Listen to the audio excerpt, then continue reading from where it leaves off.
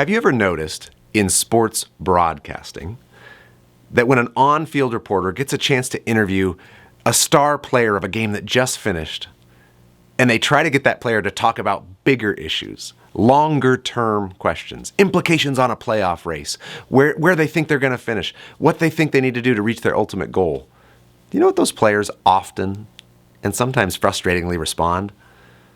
They don't focus on the long-term goal. They're not willing to talk about it. All they want to say is, we're just focused on taking care of that next game on our schedule. If we put in the work, if we do the things that we're supposed to do, then we'll get where we want to be. Have you heard that refrain? Does it frustrate you like it frustrates me? Why is it that world-class, successful coaches, players, athletes, etc., are only willing to talk about the next thing on their schedule, the next step? Well, I'll tell you why. It's because there's extreme value in systems and processes for achieving long-term results. Systems are more powerful than goals. Anyone who's been on a nutrition plan, a weight loss goal that you've had, the goal can feel good. It can feel good to have a goal of saying, I'm going to lose 10 pounds by the end of the month. But does that goal get you anywhere toward where you want to go? No. The real work comes to having a system. What's your nutrition plan? What's your exercise plan? What are the steps that you need to follow each and every day? The only thing in your control is executing the next step in that plan at the next moment in time. That's where long-term results come from. They come from short-term execution.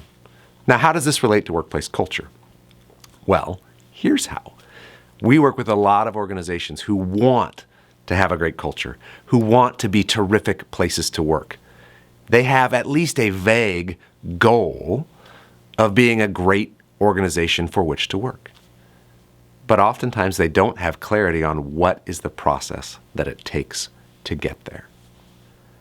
Here are 5 simple steps that if any organization will follow these 5 steps, I can almost guarantee that you'll make year-over-year progress on improving your workplace culture. But you've got to focus on the steps, on the everyday progress, not just the long-term goal. Step number 1, commit to the value of culture. You have to care about the experience of your employees and really care about that, in particular at the top levels of your organization, at the board level, at the executive level. If those folks are giving lip service to the importance of employee experience, the likelihood of actually making progress is low. Step number 2, you've got to understand the culture that you have. Most executives, when asked to rate the quality of their workplace culture, will overestimate the sentiment of the employees that actually work in that system. They think their culture is better than it is.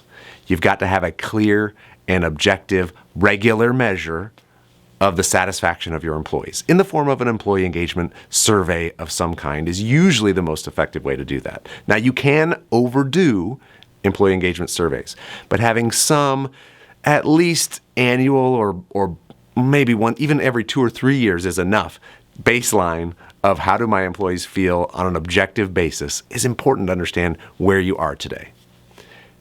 After you know where you are today, guess what? Step 3 is envisioning where you want to be, getting specific about the type of culture that you want to have. Specifically, how do you want it to feel? Specifically, what do you hope to see employees do?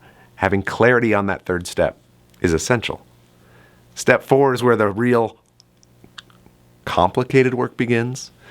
You've really got to have a plan for how to get from here to there.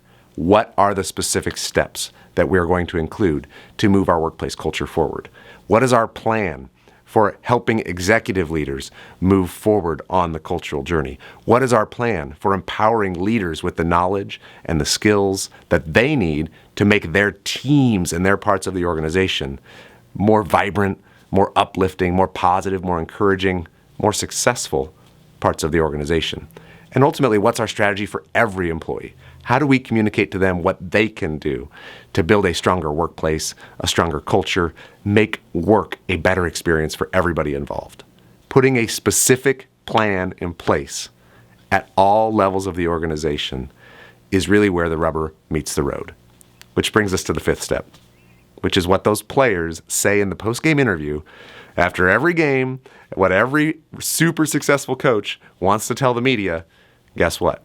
He's not going to talk about his 3-year or his 5-year goal for where he wants the culture to be. What those successful players and coaches are willing to talk about is the next step.